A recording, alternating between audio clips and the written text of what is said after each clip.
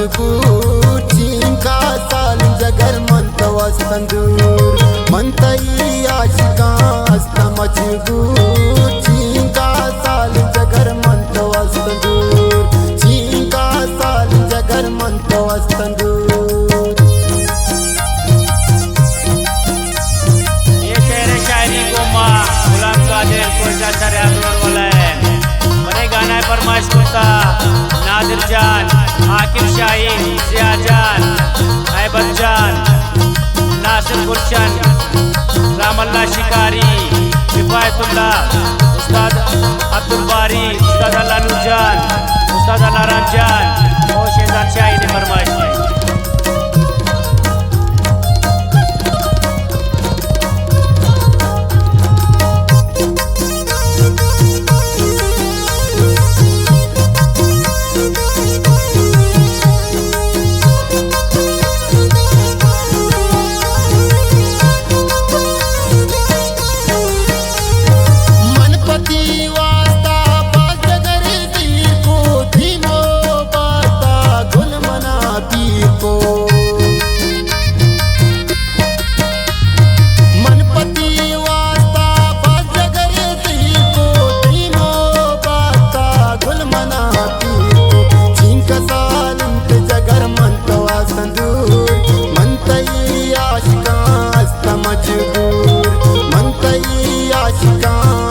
मजबूर चिंका साल जगर मंत वस्तंदूर चिंका साल जगर मंत वस्तंदूर।